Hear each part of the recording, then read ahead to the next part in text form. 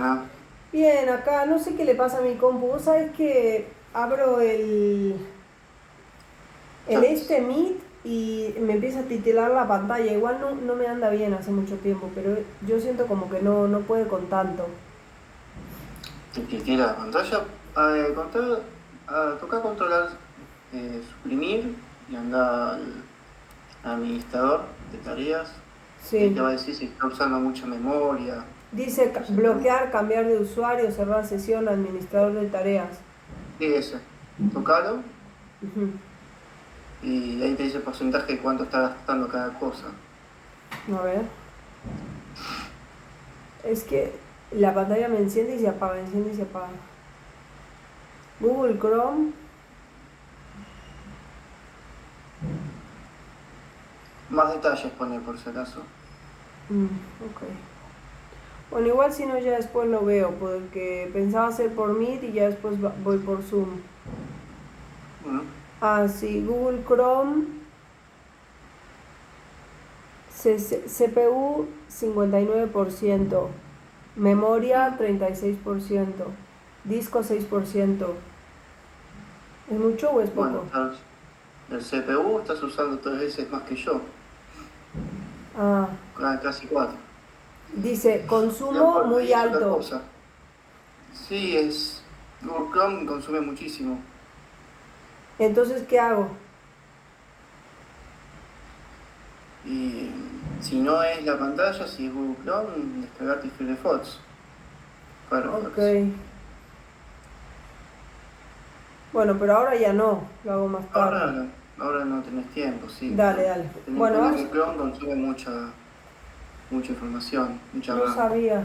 Me voy a descargar el otro entonces. Sí, sí. Bueno, vamos a arrancar. Estaba Fabio, pero tuvo que salir y qué sé yo. Vamos a arrancar. Igual hoy es corto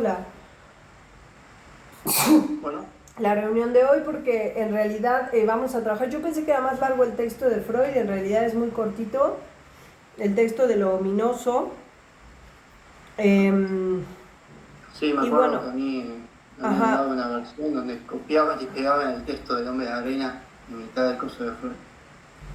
Sí, entonces, bueno, Mm, la idea es poder pensar un poco lo ominoso, cómo lo trabaja Freud en este texto que es súper mm, interesante. Me parece que lo más interesante acá es el tema de la función del doble, ¿no? Sobre todo por cómo el doble tiene distintas funciones de acuerdo a la estructura, ¿no? O sea, en el autismo tiene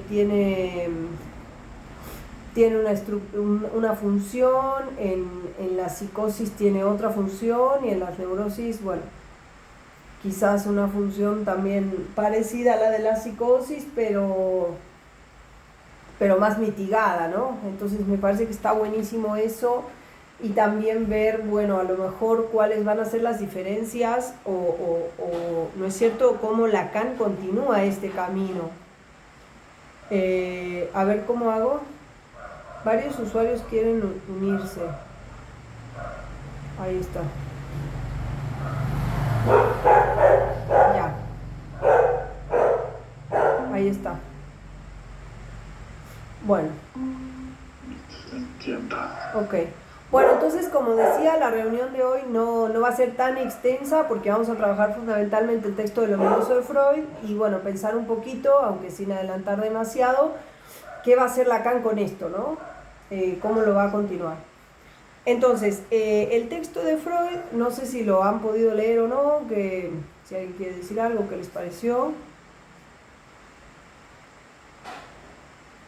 Bueno, el texto de Freud tiene, bueno, son dos capítulos, ¿no? Entonces, en el primer capítulo Freud va a hacer una recopilación muy extensa de el significado de la palabra Heimlich y Unheimlich, ¿no?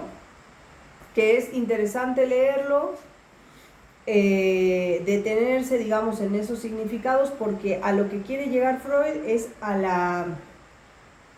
como por así decir, a la idea de que lo Heimlich, que es lo, habíamos visto, habíamos dado una definición la vez pasada, pero hoy daré otra, que es lo familiar, lo amistoso, tiene un significado, digamos, que coincide con su opuesto, que es unheimlich, ¿no? O sea, Freud empieza a analizar la familia de significados que tiene Heimlich y dice, hay una de las vertientes de Heimlich que por su significado no se opone a lo unheimlich, ¿no? Entonces, Heimlich pertenece al grupo de palabras que responden a aquello familiar. Habíamos dado otra definición que era lo secreto, ¿no? Y lo agradable, pero tiene otro grupo de palabras que tienen que ver con lo oculto, y ahí es cuando se emparenta con lo unheimlich, es decir, con lo horroroso, con lo ominoso. Entonces, por ejemplo, Freud en la página, yo estoy con la versión de Amor Rortu, en la página 226 dice lo siguiente. En el párrafo 5, justo antes de empezar el capítulo 2 del texto, dice: entonces, Heimlich es una palabra que ha desarrollado su significado siguiendo una ambivalencia hasta coincidir al fin con su opuesto, unheimlich. De algún modo, unheimlich es una variedad de Heimlich. Unamos este resultado todavía no muy bien esclarecido con la definición de Schelling. Parece que en la versión original, esto fue corregido, era Schleiermacher, la definición que Schelling da de lo unheimlich.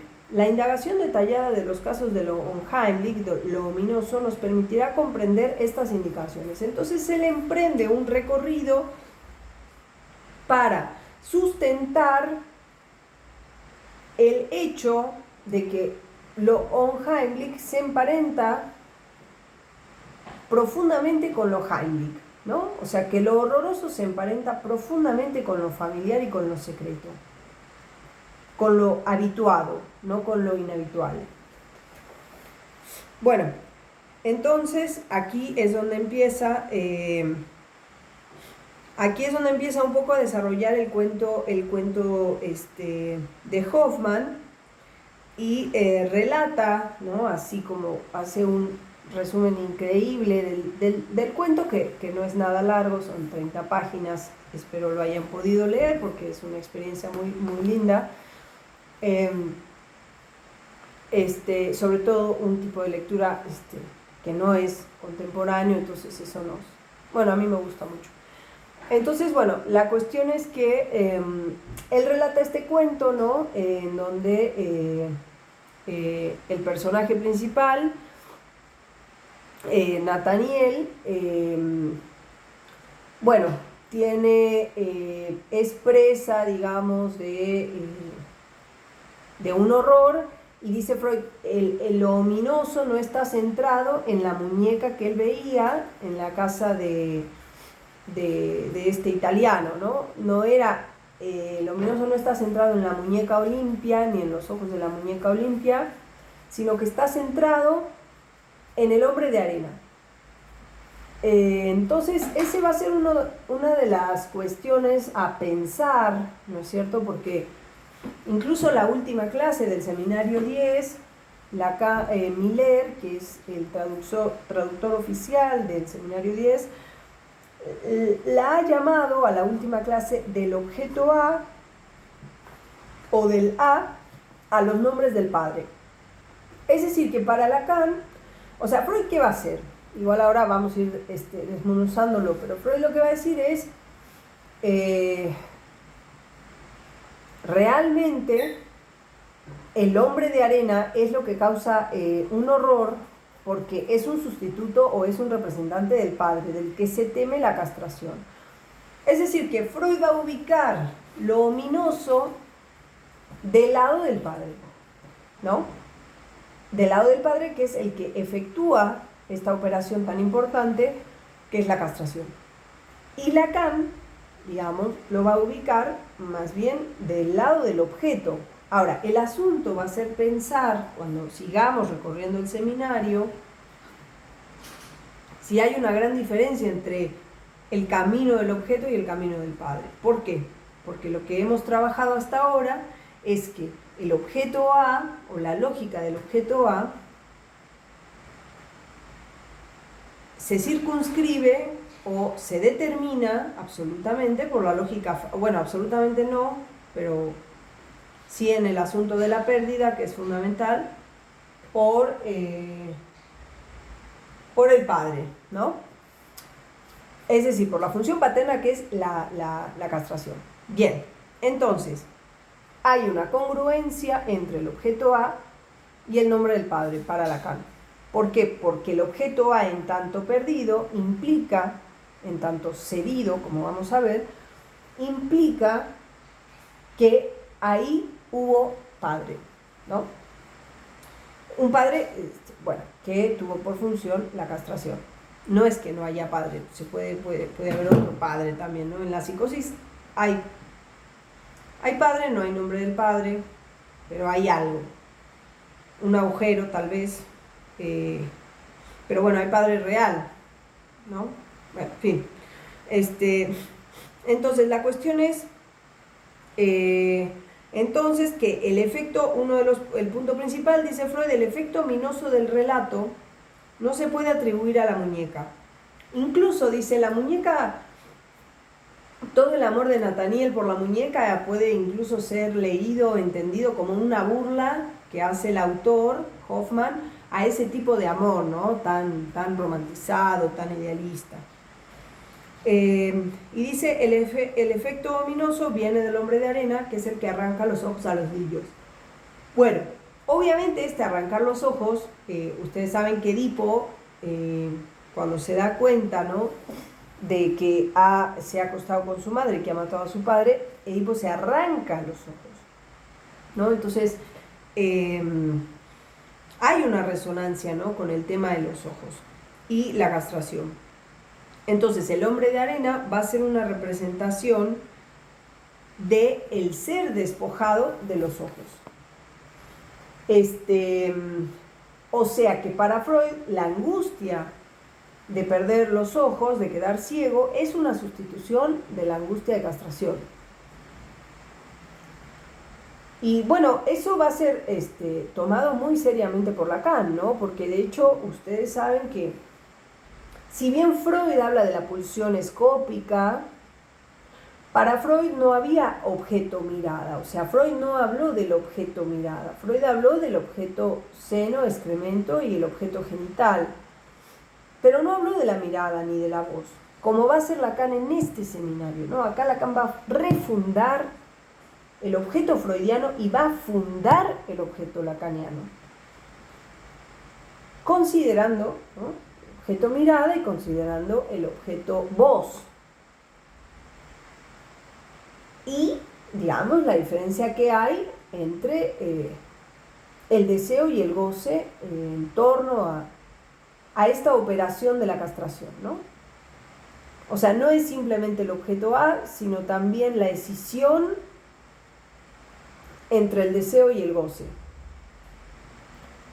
Que bueno, uno después podría pensar definitivamente la escisión entre el deseo y el goce, bueno, la escisión absoluta, digamos, no se sostiene después, ¿no? O sea, el campo de goce, el concepto de goce es un concepto muy difícil en la enseñanza de Lacan y me parece que es muy distinto este goce, ¿no?, que el que va a haber posteriormente, ¿no?, con las fórmulas de la sexuación, en donde quizás ya no haya una escisión absoluta entre el deseo y el goce, ¿no?, donde el campo de goce sea, bueno, otra cosa, aunque no absolutamente otra cosa. Bueno, en fin.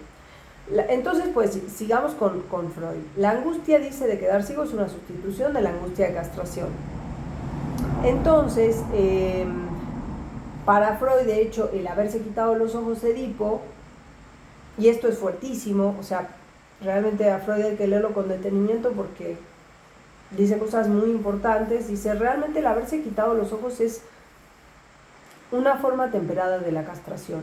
Y no sé si recuerden que la vez pasada estuvimos charlando sobre la castración imaginaria y la castración simbólica que Lacan plantea, ¿no? Entonces digo, arrancarse los ojos es una forma atemperada de la castración.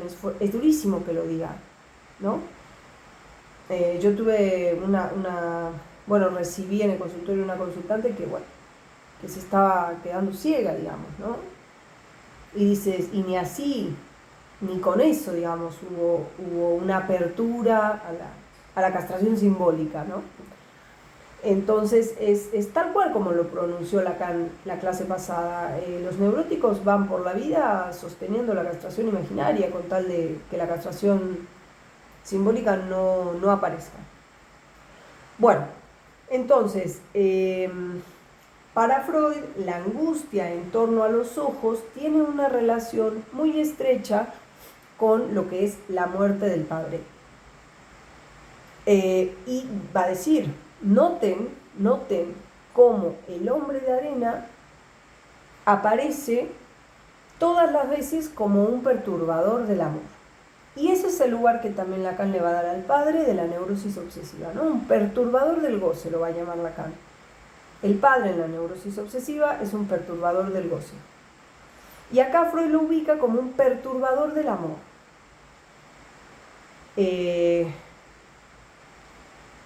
Después uno podría pensar, quizás haya que reducir la frase, un padre perturbador. ¿De qué? Bueno, se verá de qué. Entonces dice, ¿no? Primero, este hombre de arena hace que Nathaniel se pelee con la novia y con el hermano, ¿no? Que le diga un montón de barbaridades, que casi se pelee, haga un duelo a muerte con el hermano, ¿no? Cuando viene la novia y los detiene. Y después de ahí se hacen amigos de vuelta y todo parece estar bien. Después vuelve a aparecer aniquilando a Olivia. Y después vuelve a aparecer, dice Freud, constriñendo al sujeto al suicidio, ¿no? Lo lleva al suicidio, o sea, directamente le pide la vida, ¿no? Bueno, entonces, dice Freud, el hombre de arena es un sustituto del padre temido de quien se espera la castración. Y va a decir, esto tiene que ver con lo ominoso. No se olviden que estamos haciendo un recorrido, o Freud propone el recorrido de decir, vamos a establecer la no diferencia que existe o la comunidad entre lo Heimlich y lo unheimlich, ¿no? Entonces el padre es algo más bien del hogar, ¿no es cierto? Es algo con lo que se convive todos los días. Bueno, hay algo de eso que resulta terrorífico.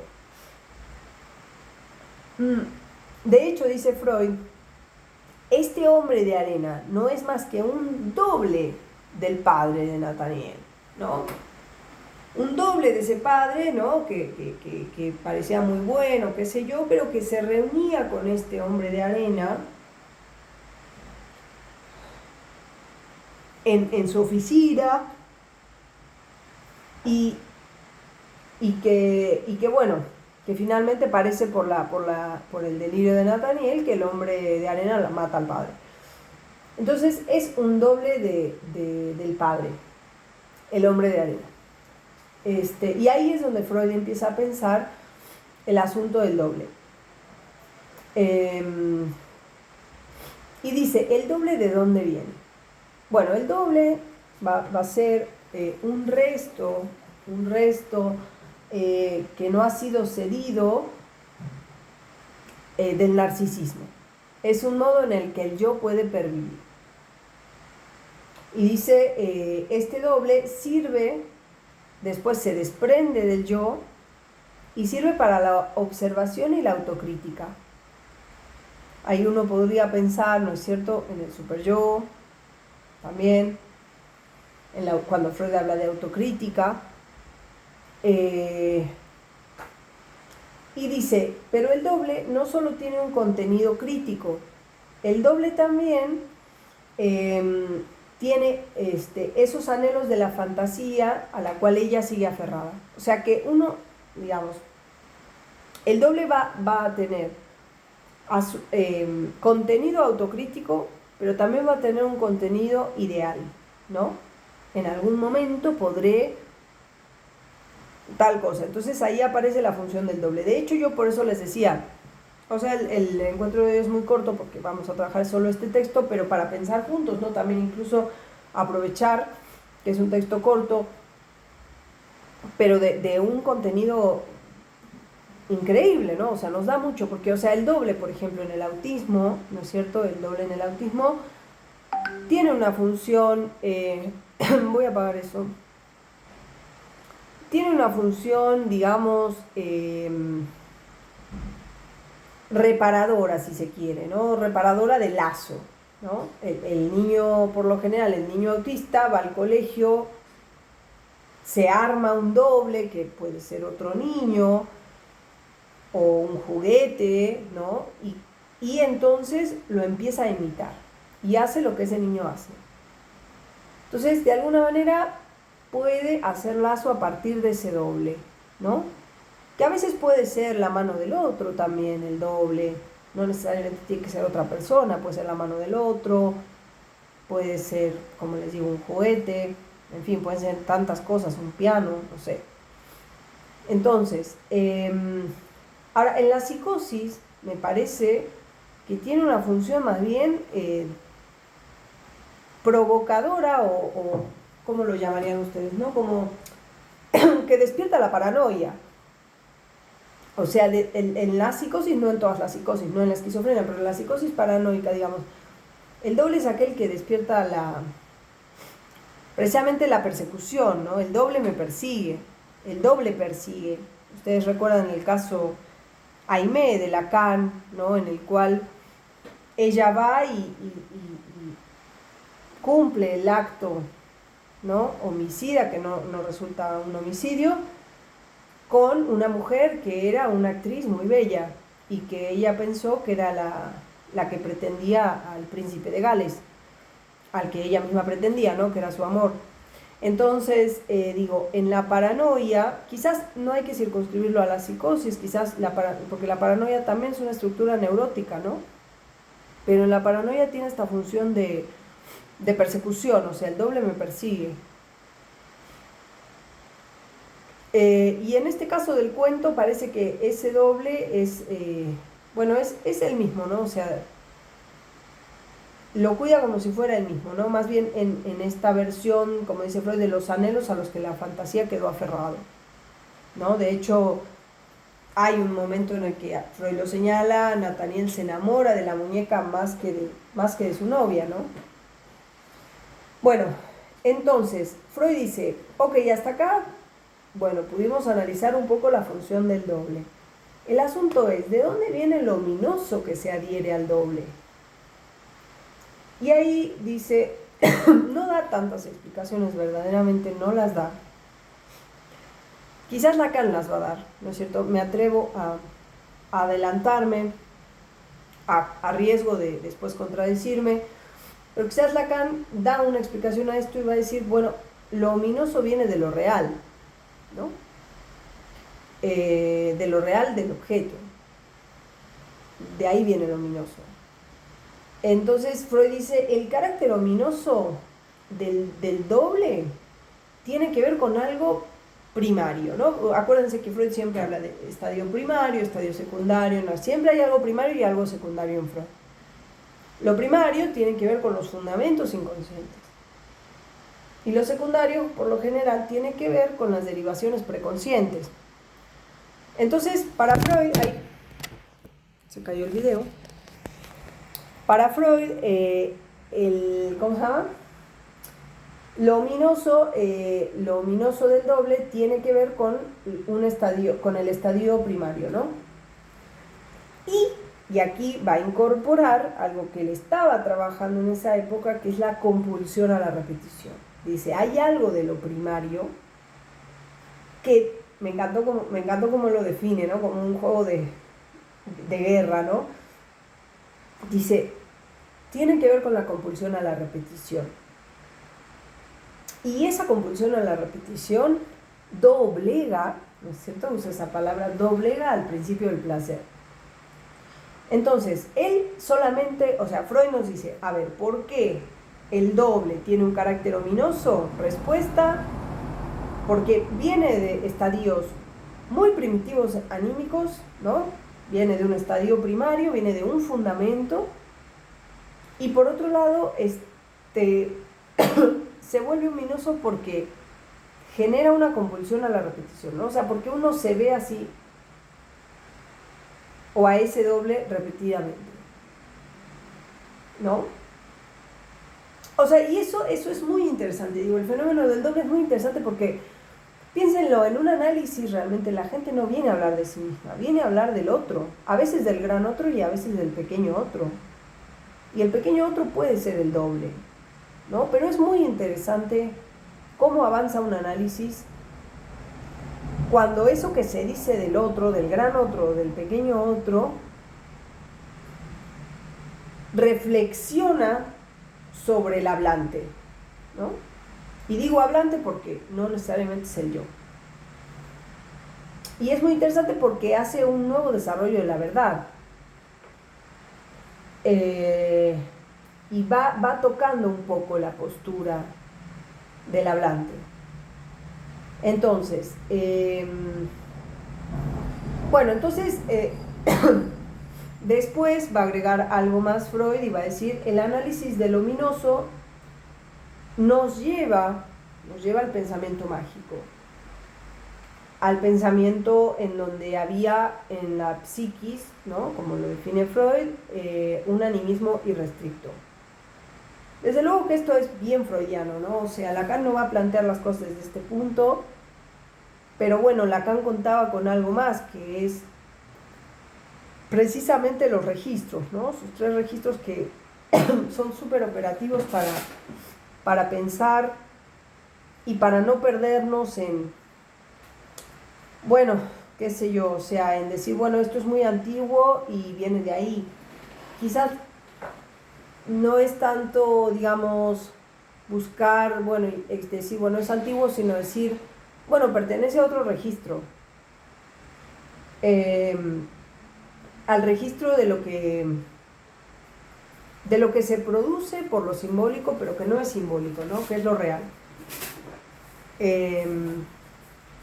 Bueno, entonces Freud sí va a señalar esto, que tiene que ver con un animismo irrestricto, pero acá es muy importante que no lo dejemos pasar, el texto freudiano y la riqueza del texto freudiano, en decir, bueno, animismo irrestricto no importa, sino decir, ¿qué es el animismo irrestricto? El animismo irrestricto es cuando no hay algo, no hay, digamos, castración mediante, ¿no? Es simplemente imaginario, es imaginario omnipotente.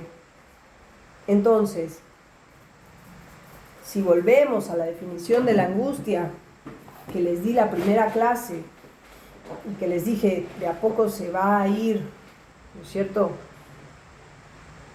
desarrollando, tomando más cuerpo, más peso, que era, la angustia es, no me acuerdo muy bien cómo era, pero era algo así como la angustia es el pegoteo del objeto antes del acto, ¿no? O sea, cuando el objeto está pegado al cuerpo. Entonces,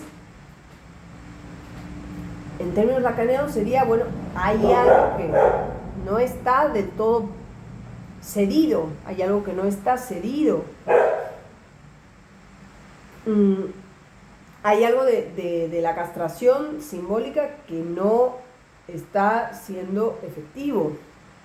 Entonces, el animismo irrestricto es decir, yo me puedo dividir en muchos otros, ¿no? Por ende, pues llegamos ya un poco al final del texto y Freud va a decir, va a soltar esta hipótesis: si todo afecto se transmuda en angustia, porque, ¿no es cierto?, ustedes podrían, creo que les hice este cuadrito, alguno de nuestros encuentros, uno podría pensar que tenemos el representante freudiano y el afecto, ¿no?, que es la verdad de ese representante. Ahora, la angustia empieza a aparecer como algo insoportable cuando el representante está reprimido. Entonces ahí la angustia queda, pues, por ahí suelta, digamos, ¿no? Entonces, Freud dice, si todo afecto se transmuda en angustia por represión, entonces lo ominoso es angustia es angustia en el sentido del retorno de lo reprimido.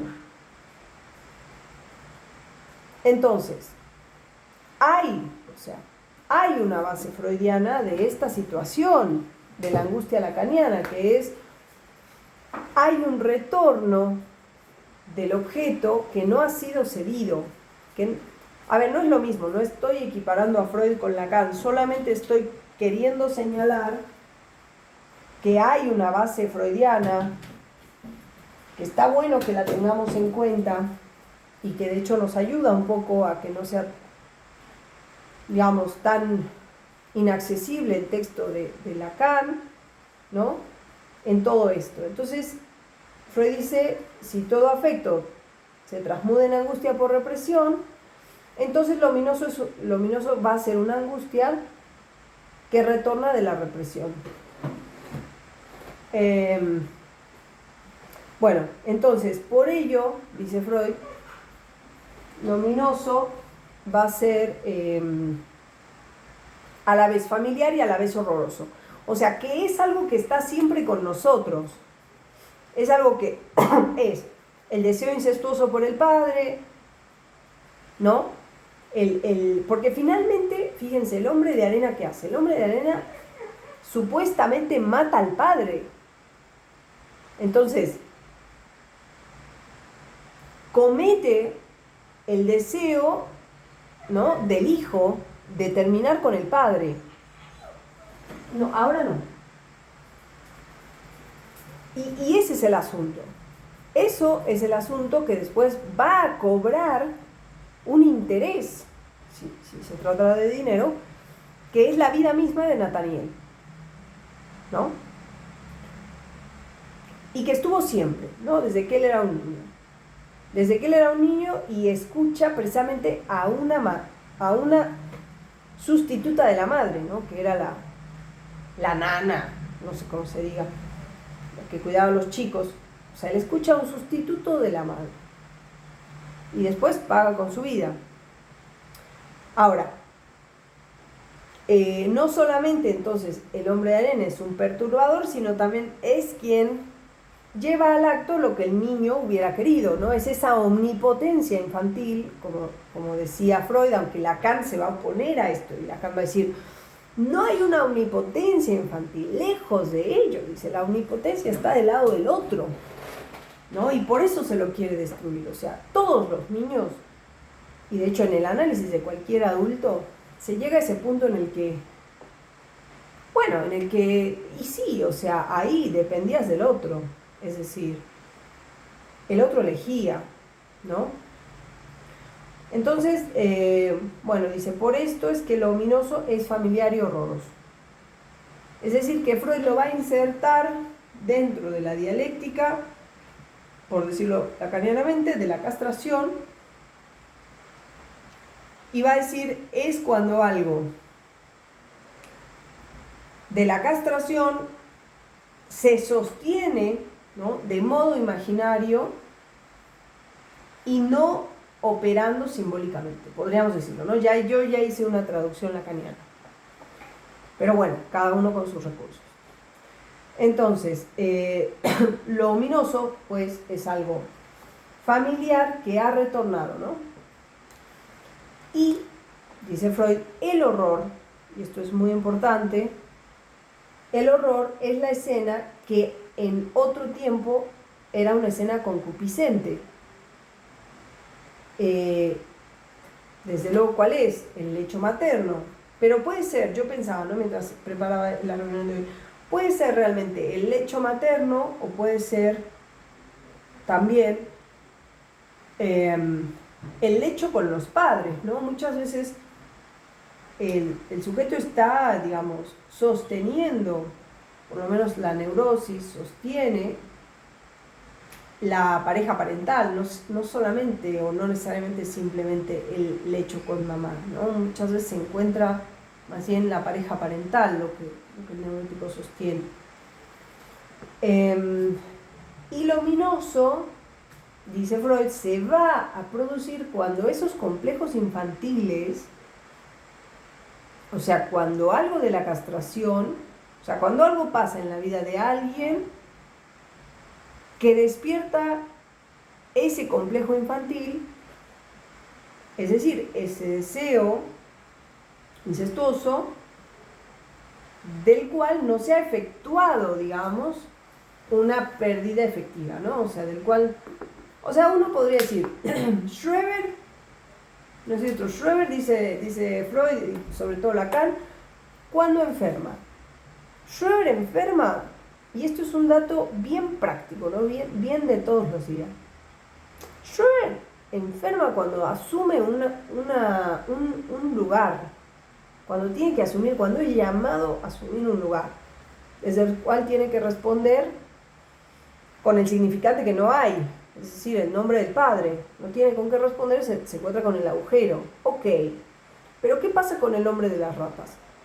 El hombre de las ratas también, cuando tiene que responder desde ahí, desde el significante que sí hay, también enloquece.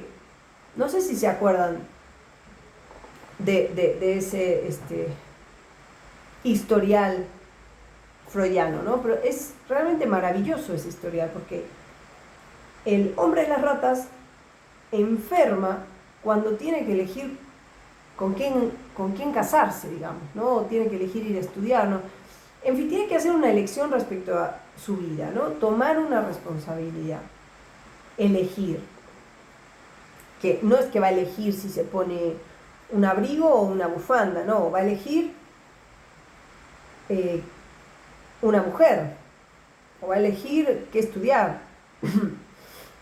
Es decir, en esos momentos, cuando el sujeto es llamado a responder desde el significante del nombre del padre, ahí es cuando aparece ominosamente, podríamos decir, el fenómeno del doble, ante lo cual, bueno, se puede enfermar o se puede responder. No sé si se sigue un poco este curso del pensamiento. O sea, este chico, Nathaniel, se iba a casar con esta muchachita, ¿no? Y ahí es cuando las casualidades de la vida lo llevan nuevamente a ese complejo infantil del hombre de arena. Cuando él estaba estudiando y estaba por casarse con esta muchachita, ¿no?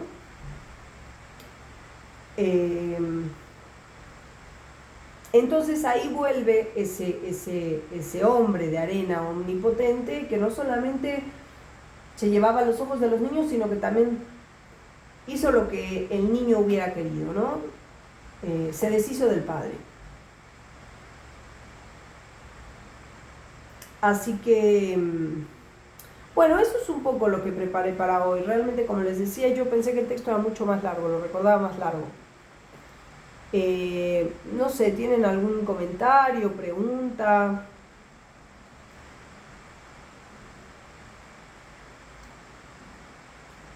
Con la elección, por ejemplo, del hombre de las ratas, Sí. aparece como una u otra. O sea, porque en nuestro campo no hay ni uno ni otro. Perdón, otra vez, porque ¿qué es que? Claro, el hombre de ratas, la cuestión es elegir una mujer u otra, ¿no? Uh-huh. La cuestión es que si en nuestro campo hay, ¿no?, elementos que sean uno, o uno u otro. ¿No? El principio de tercer excluido. No se puede decir nada más, es uno o la otra. Uh-huh. El hombre de ratas, con este bucle, como llamamos este síndrome, hace que eso no aparezca. Pero habría que ver si hay que forzarlo, ¿no?, a que elija uno y otro. Si en nuestro campo tenemos que hacer eso. Claro, es que esa es la trampa narcisista, podríamos decirlo, la trampa del doble. Sí. ¿Por qué? Porque no es ni uno ni otro, se trata del sujeto con su deseo. No tiene que ver con mujer rica, mujer pobre, es anterior a eso. ¿No? Claro, eso quería señalar. No se fuerza, y yo tampoco creo que se fuerce a elegir, o sea, creo que un analista está para acompañar, no para forzar a alguien a elegir. Creo que un analista tiene que acompañar, orientado por una lógica, ¿no? Orientado hacia un lugar, hacia la castración. Pero, bueno, desde luego que con esa orientación sí, algo se podrá elegir, y si no se perderán ambas, es decir, el precio se va a pagar igual. por no elegir también se paga. Y ahí está el analista acompañando, digamos, ¿no? A resaltar que hay un precio que se paga también por no elegir. No es que o se elige o se elige. Sí, se elige o no se elige. Si no se elige, igual el precio se paga. Por eso tal vez la diferencia entre ¿cómo se pronuncia? Entre Heimlich y un Heimlich, no es así. Sí, Unheimlich. Tampoco sea alemán, quiero decir. Me parece que se pronuncia así. Bueno, pero tal vez eso que parecen dos, bueno, sí. El deseo del otro, bueno, habría que ver si son realmente dos objetos diferentes, esencialmente diferentes, sino es una valencia continua, y es así, esa es la forma real. Exactamente, porque me parece que también hay algo del objeto que se presenta así. Uno podría decir, ¿el objeto del deseo es fóbico o es fetichista? Y es los dos, o sea, es fóbico y es fetichista. Por eso, hay una trampa que podemos caer muy fácilmente, que es esto en la lógica clásica. Exacto. Al principio no se ha excluido. Por ejemplo, cuando un paciente te viene a decir, me quiero separar, no sé si separarme, y uno se mete a ahondar en la separación de ese hombre, digamos, o esa mujer, con su partener en turno, y no reconoce el significante que hay en juego, entonces caes en la lógica clásica o en la psicología clásica. Sí, no es psicoanálisis, ¿no? Exacto. Claro. Serías un cura, bueno, cásese, señor. Ya está. Cásese o se parece, claro, no es ni cásese ni se parece. A ver, ¿qué hay acá? ¿Cuál es la trama que lo lleva a esta situación? Claro, y tomarlo muy en serio. Exacto, pero fuera, digamos, o sea, a uno no le importa lo que el paciente realmente, o un consultante, incluso un analizante haga con su vida, eso lo decide el analizante, sí. Pero sí le importa que haya un lector ahí, ¿no? Uno no acompaña al yo, uno acompaña al lector al infierno. Bueno, me pongo romántico. Bueno, trabajamos con el sujeto inconsciente, que obviamente no es la persona, no es la carne. Pero tampoco es el espíritu, tampoco es el espíritu, porque si no caemos en pelotudeces también. Bueno, si hay real, imaginario y simbólico. Claro. A ver, o sea, la carne no en el sentido cristiano, pero hay un cuerpo, ¿no? O sea, bueno, hay un cuerpo. La cuestión de la pareja que se sostiene en la neurosis, decías, ¿no? Que es un sostenimiento de la castración imaginaria. Sí. ¿Sí? Fíjate que ahí es una lógica de par. La lógica de par en matemáticas es cada X, cada dominio tiene una imagen, sí. Un par.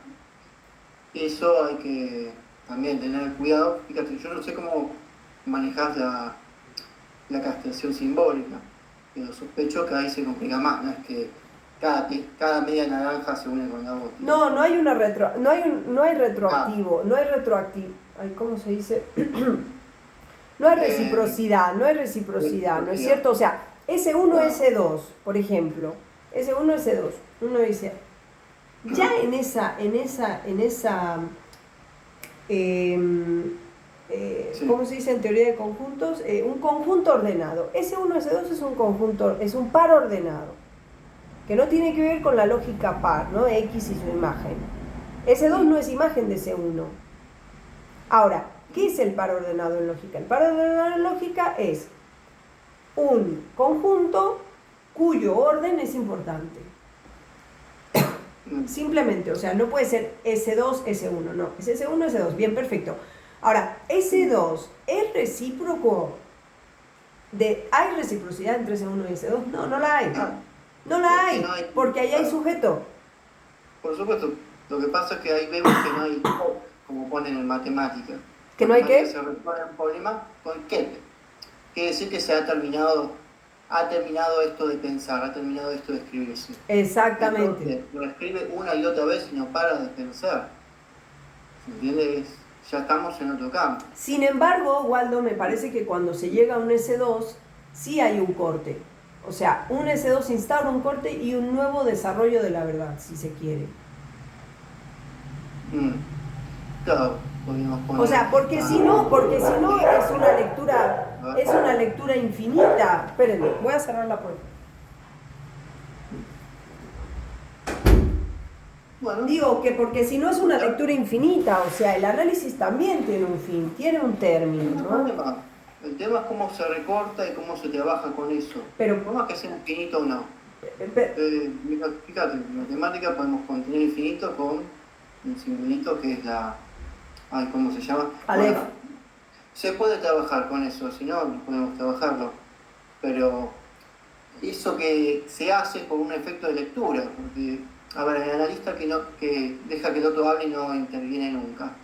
Ese sí genera que haya infinito y que nunca haya nada, ninguna interpretación, ningún corte, ningún paréntesis. Absolutamente, absolutamente. Por eso, el efecto creo que tenemos que generar es algo con eso.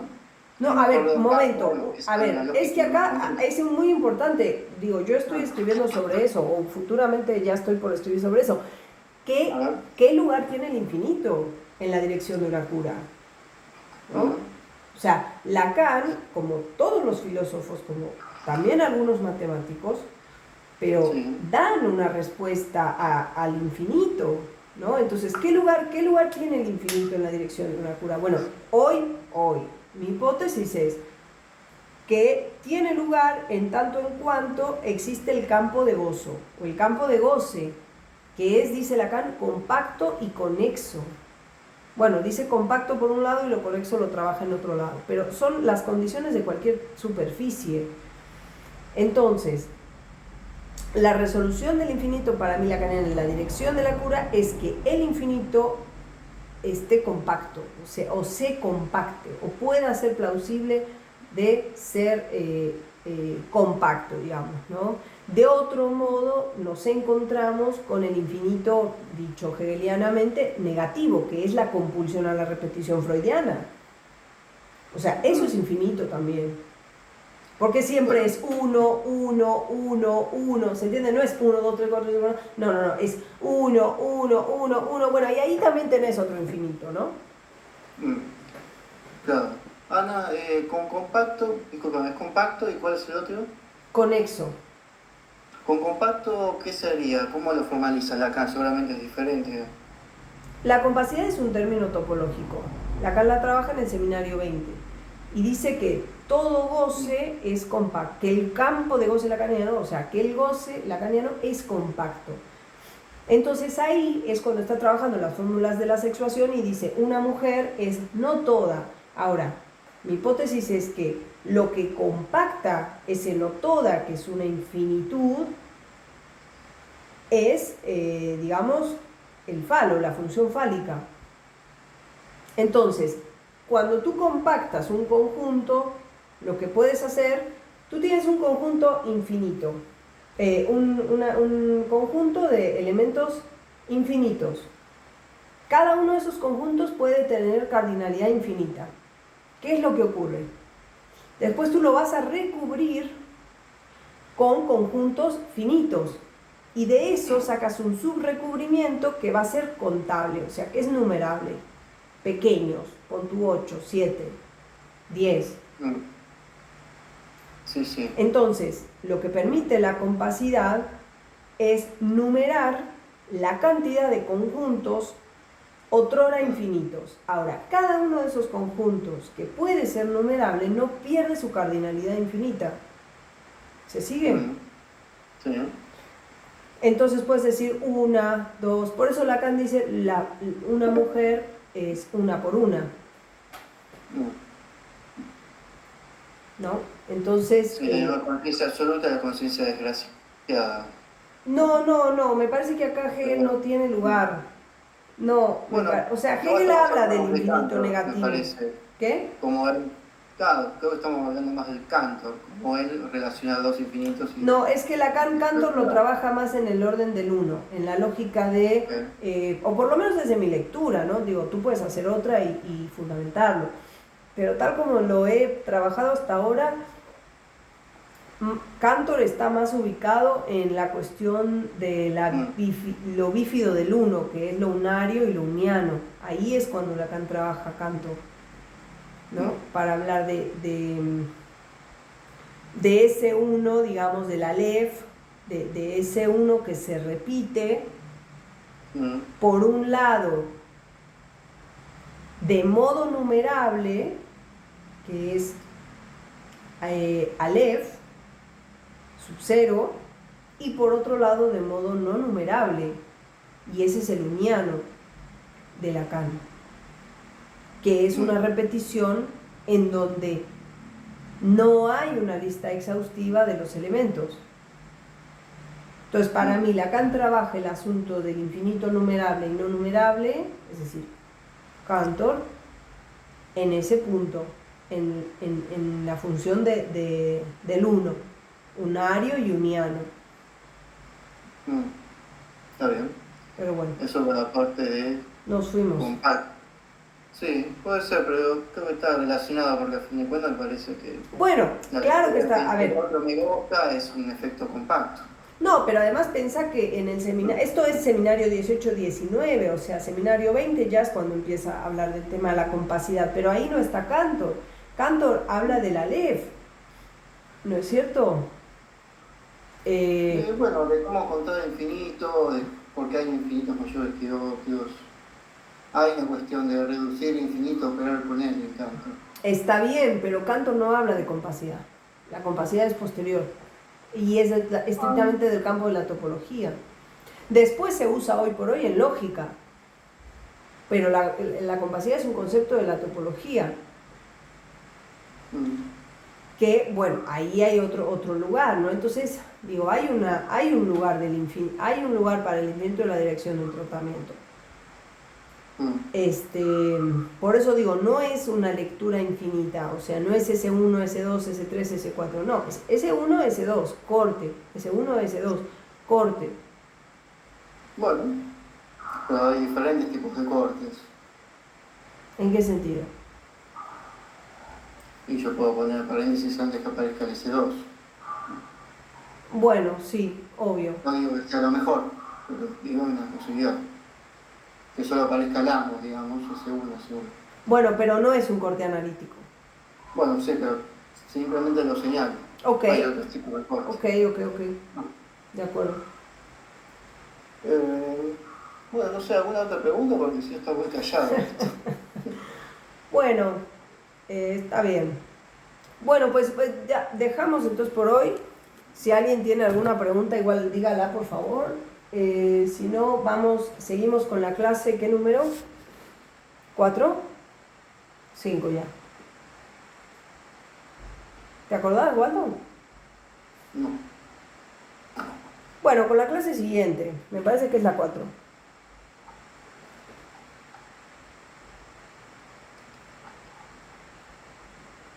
¿La tenés ahí o no?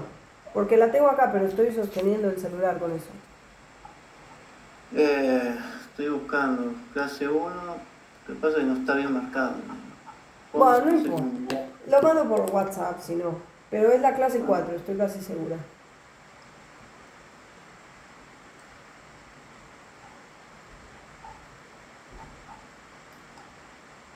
Bueno, ya está. Ana, Sí. nada más se me vino a la mente un paciente que llegó esta semana que tiene que ver con esto que nos platicaste hoy, de que él siempre se destacaba en su familia por ser, digamos, el fuerte, el que siempre era como el mejor en los deportes y todo. Y llegó la pareja de su hermana es 2 años más grande que él, y se parece a él, igual, ejercitado, le gustan los deportes, es bueno. Y entonces cuenta en un evento familiar que juegan fuercitas, decimos aquí en México, es como a ver quién gana, ¿no? Sí, las sí. Fuercitas. Y le ganó el cuñado a este chavo. Y que luego va y decía, es que yo siempre le ganaba a todos, ¿no? Al único que no le podía ganar era a mi papá. Y este chavo, el cuñado, el novio de la hermana, juega también contra el papá y también le gana. Y pareciera que él lo vive, o sea, como algo bastante, no sé cómo decirlo, feo, ¿no? O sea, ¿Persecutorio dirías? Pues sí, porque ya tiene como una onda de que piensa que su novia también quiere estar con él. Claro. ¿Ves? Bueno, ahí tenés ahí una función del doble que se vuelve persecutoria, ¿no? Sí. Pero a mí me llamó la atención, fíjate, o sea, eso está muy bueno, pero me llamó la atención que de pronto él sintió que descargó cierta responsabilidad, dijo, o sea, como que no lo cachó él, y yo tampoco se lo regresé, pero en algún momento dio a entender que él se sentía aliviado y ya no tenía que ser el campeón siempre. Mira. Y después siguió hablando de que él estaba muy frustrado, de que no sabía qué hacer con este chavo, que tenía que esforzarse más. Pero en algún momento como que algo dijo, algo se percibió que dijo, uff, ya, delego un poco, ¿no? Y luego ya sí con el discurso, no, esto me siente mal. Y, claro. Pero bueno, eso. No, pero bueno, sí, me parece interesante eso, ¿no? O sea, que yo decía, realmente la función del doble es muy importante porque ahí, digamos, se trata del objeto, ¿no? De cómo se le puede volver, es decir, o persecutorio, ominoso, ¿no es cierto? Y que tiene que ver con esto que dice Freud, o sea, son pequeños yos puestos por ahí. No es el otro como tal, sino que tiene que ver con el yo. No es otro en el sentido la otredad absoluta, ¿no? Sino una imagen yoica de lo que quise ser, de lo que soy, de lo que hubiera querido ser, ¿no? El que derrota al padre, ¿no? El que está con la hermana, porque hay una cuestión incestuosa ahí con la hermana. Exactamente. Entonces, ahí está el asunto, ¿no? Cómo abrirle paso del doble, diríamos, la dirección sería del doble a la otredad absoluta, ¿no? A que él reconozca que él es otro, o sea, que ese chico es otro, no es él. Claro. Pero bueno. Bueno, ¿alguna otra pregunta, consulta, decir, idea?